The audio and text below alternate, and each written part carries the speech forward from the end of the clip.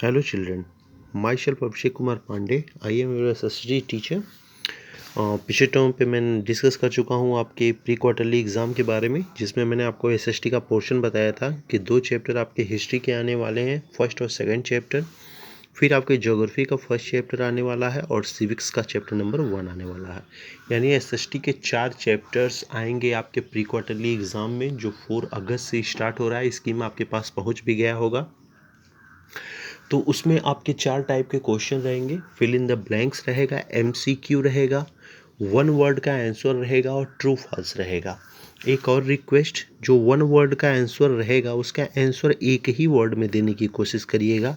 Questions किसी भी प्रकार से हो, उसका आंसर हमेशा एक ही वर्ड में देना, क्योंकि 2 से 3 वर्ड जब आप उसमें देंगे तो वो कंप्यूटर एक्सेप्ट नहीं कर रहा है, इसलिए एक ही वर्ड में दीजिएगा। दूसरी बात, स्पेलिंग सही लिखिएगा। स्पेलिंग में मिस्टेक होने की वजह से कंप्यूटर उस वर्ड्स को क्लियर ट्रू नहीं मांग रहा है, सही नहीं मान रहा है। क्लियर? स्टार्टिंग जो वर्ड है हमेशा कैपिटल लेटर में लिखिएगा। तो इतना आप काम करिएगा तो आपका रिजल्ट बेहतर आएगा, क्योंकि कंप्यूटर चेक कर रहा है तो उसमें क्या कर रहा है, आपका स्पेलिंग कहीं मिस्टेक हो रहा है तो वो रॉन्ग हो जा रहा है। कहीं आप स्टार्टिंग में स्मॉल लेटर से स्टार्ट कर रहे हैं तो वो भी रॉन्ग हो जा रहा है। तो उस वैसी गलती आप मत करिए, आप बेस्ट दीजिए। स्टार्टिंग जो कीजिएगा वो कैपिटल लेटर से कीजिएगा। बाकी एक वर्ड में आंसर देने की कोशिश करिए। अगर बाई चांस 2 वर्ड है तो कोई बात नहीं, 2 वर्ड में दे दीजिए, मतलब 2 वर्ड से ज़्यादा आप मत दीजिए, नहीं तो फिर दिक्कत हो जाएगी। क्लियर? ठीक है, तो आज आपका रिवीजन क्लास में ले रहा हूँ। आज का आपका हिस्ट्री का चैप्टर नंबर 2 में रिवीजन क्लास ले रहा हूँ, socialism in Europe and Russian revolution. आज डिस्कस करेंगे रशियन रेवोल्यूशन का, थोड़ा रिपीट में कर दूँ, रिवीजन करा दूँ। हालांकि पूरा चैप्टर तो नहीं हो पाएगा क्योंकि चैप्टर बहुत लंबा है, आपने देखा भी है। तो 50% आज रिवीजन करा दे रहा हूँ और कल चैप्टर नंबर 2 का सेकंड पार्ट में रिवीजन करा दूंगा। उसके बाद आपका चैप्टर नंबर 1 रिवीजन करा दूंगा। तो पहले रशियन रेवोल्यूशन को देखते हैं। यहाँ मैंने आपको बताया होगा, मैंने 4 नाम बताया था, 4 नाम याद रखिएगा। इनका कहीं ना कहीं मैं आगे यूज़ करूँगा। जॉर्ज निकोलस सेकेंड, जो रशियन का राजा है, आप पता होना चाहिए रसिया में मोनार्की सिस्टम था, और मोनार्की सिस्टम होने की वजह से जॉर्ज निकोलस जो सेकेंड है यही रसिया के इस समय किंग्स हैं। क्लियर? फ्रांस में रेवोल्यूशन हो चुका है, वो आपका पहला चैप्टर था फ्रेंच रेवोल्यूशन, वो मैं नेक्स्ट टर्म पे आपका रिवीजन करा दूंगा। तो फ्रेंच रेवोल्यूशन में मोनार्की ख़त्म हो गया था जैसा बताया गया, और मोनार्की वहाँ से ख़त्म होने के बाद अन्य यूरोप के अन्य राष्ट्रों की भी हालत ख़राब है। तो इस समय रसिया के जो राजा हैं वो है जॉर्ज निकोलस। दूसरा नाम इम्पॉर्टेंट है, वो नाम है कार्ल मार्क्स का। इसी की देन है सोशलिज्म का लाना, यानी समाजवाद देन कार्ल मार्क्स का ही है। समाजवाद है क्या, सोशलिज्म है क्या, यानी किसी भी साधन पर, किसी भी विकल्प पर सबका बराबरी का अधिकार, या किसी भी संपत्ति पर सबके बराबरी का अधिकार। यानी जो संपत्ति है वही अमीरों के लिए भी है, वही गरीबों के लिए भी। जो उसको खरीद पाए वो संपत्ति उसी की, यानी संपत्ति सबका बराबरी का अधिकार।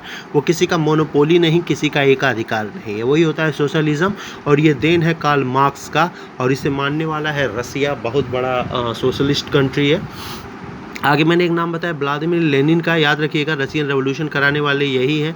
जोसेफ स्टालिन का याद रखिए, जो लेनिन ने जिस रेवोल्यूशन को स्टार्ट किया था उस रेवोल्यूशन को आगे बढ़ाने वाला ये नाम है स्टालिन। ये चारों नाम बहुत इंपॉर्टेंट है, इन चारों नामों का मैं यूज़ करूँगा आगे आपके चैप्टर में। क्लियर? तो आपको पता होना चाहिए। सबसे पहले बात करते हैं रशियन यूएसएसआर का। तो ये बहुत बड़ा रोमनोव डायनेस्टी था। रोमनोव डायनेस्टी में पूरा Russian empire, Macau, Ukraine, Latvia, Albania, Azerbaijan, ये सारे कंट्री हैं रोमनोव डायनेस्टी के अंदर। और इसका जो राज है वो 1613 से लेके 1917 तक यहाँ इसी राजवंश का राज रहा है, जिसे रोमनोव कहते हैं। समय जैसे बढ़ता गया, रसिया से अन्य कंट्रियाँ अलग होती गईं, और लगभग 1894 में यहाँ राज आया है रसिया में एक राजा का, और उसका नाम है जॉर्ज निकोलस। क्लियर? रसिया से जो देश है, इस रसिया में बहुत सारे धर्म के लोग हैं। उसमें अगर कोई सबसे बड़ा धर्म है तो वो है रशियन ऑर्थोडॉक्स कम्युनिटी। सबसे बड़ा धर्म ही है, यही है सबसे ज़्यादा। इसके अलावा कुछ कैथोलिक्स हैं, कुछ मुस्लिम हैं, कुछ बुद्धिस्ट हैं। ये जो है ये तमाम प्रकार के ऑक्यूपेशन है इनका। कुछ एग्रीकल्चर करते हैं, कुछ फैक्ट्रियाँ वगैरह भी हैं, कुछ क्राफ्ट्समैन है। ये सारी चीज़ें रसिया में है। लेकिन आपको पता होना चाहिए जिस समय यहाँ मोनार्की सिस्टम रहा है रसिया में, उसमें एग्रीकल्चर बहुत इंपॉर्टेंट था। लगभग 85% जो लोग थे वो कहीं ना कहीं एग्रीकल्चर में ही एंट्री किए थे, यानी एग्रीकल्चर ही उनका ऑक्यूपेशन था। बाकी फैक्ट्री का और इंडस्ट्री का तो उनका डेवलपमेंट अभी हो नहीं पाया था उस रूप में। क्लियर? हालांकि स्टार्टिंग हो गई थी उसका डेवलपमेंट, इंडस्ट्री वगैरह डेवलप होने लगा था, लेकिन अभी उस रूप में डेवलपमेंट देखने को नहीं मिला जिस रूप में ब्रिटेन वगैरह देशों में देखने को मिला था। क्लियर? तो ये रहा रसिया का किस डायनेस्टी में था, रसिया में रिलीजन क्या है और रसिया के लोगों का ऑक्यूपेशन क्या है, ये सब आपसे डिस्कस किया। क्लियर। नेक्स्ट जो हेडिंग था वो मैंने बताया था condition of Russia till beginning of 20th century. 20th century के स्टार्टिंग में रसिया का क्या कंडीशन रहा है। तो despite of many differences among workers they united themselves against exploitation done to them by factory owners. Clear. तो starting 20th century के starting में क्या है, जो कंपनी के वर्कर्स थे, जो फार्मर्स थे, इनकी बहुत हालत ख़राब थी और इनकी हालत को ख़राब करने वाले कौन थे, फैक्ट्री ओनर्स, जिन्हें आप कैपिटलिस्ट कहते हैं, जमींदार जिन्हें आप कैपिटलिस्ट कहते हैं। फार्मर्स की हालत ख़राब कर दिया है जमींदारों ने, तो फैक्ट्री वर्कर्स का हालत ख़राब कर दिया है फैक्ट्री ओनर्स ने। क्लियर। क्यों? क्योंकि ये ना उन्हें अच्छे से खाना देते थे, ना ही अच्छे से उनका वर्किंग कंडीशन था। जब मन करता उन्हें जॉब से डिसमिस भी कर देते, जब उन मन करता तो ज़मीन से बेदखल भी कर देते। ये सब बहुत दिक्कत किया इन लैंड ओनरों ने और इन फैक्ट्री ओनरों ने फार्मर्स और वर्कर के साथ।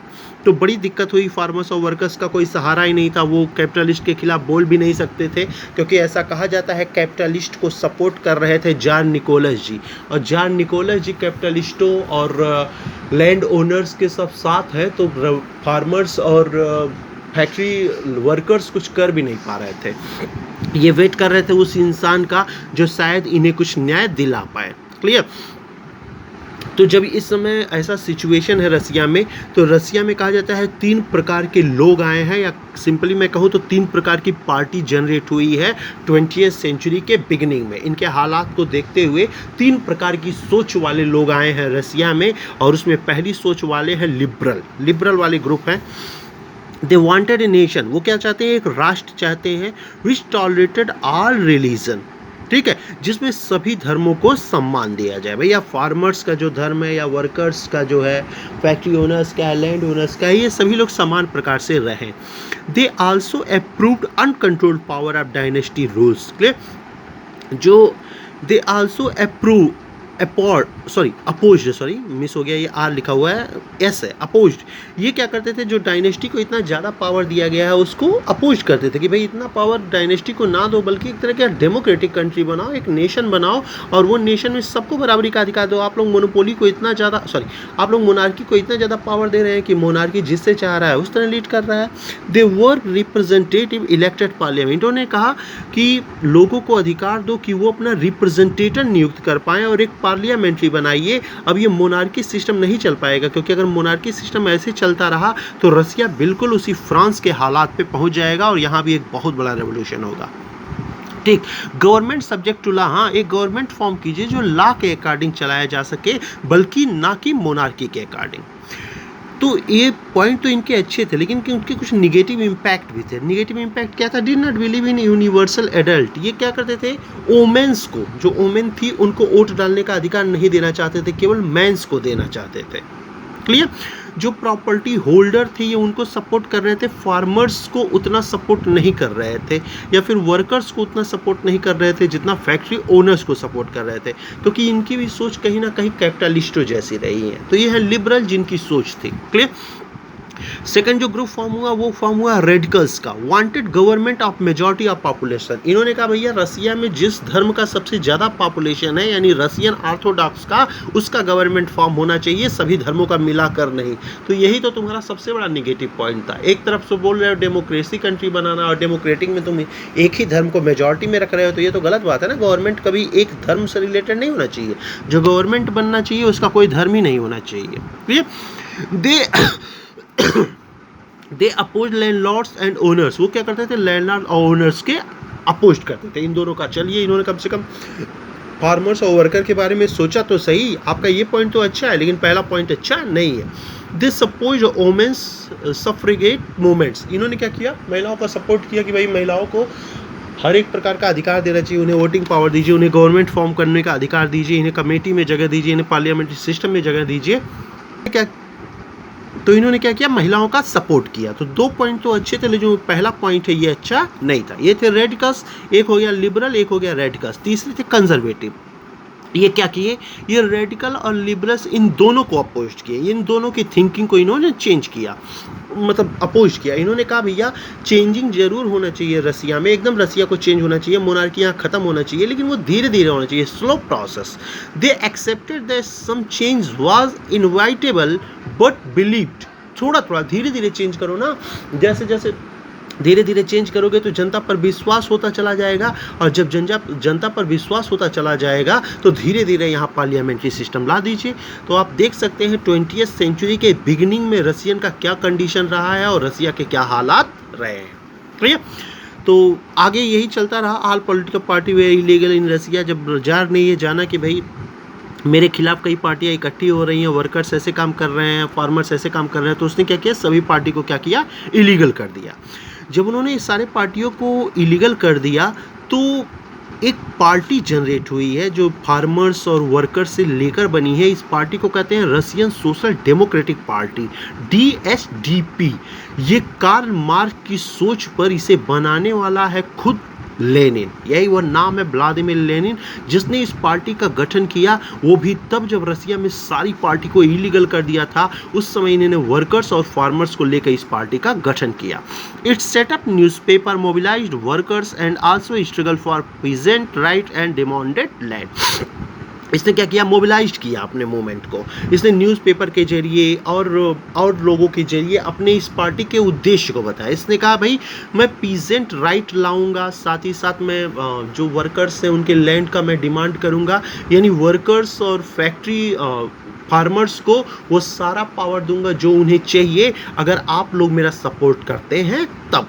ये लेनिन के RSDP पार्टी का ये मोटिव था, ये पर्पस था कि हम लोग ऐसा काम करेंगे अगर आप हमें सपोर्ट करेंगे।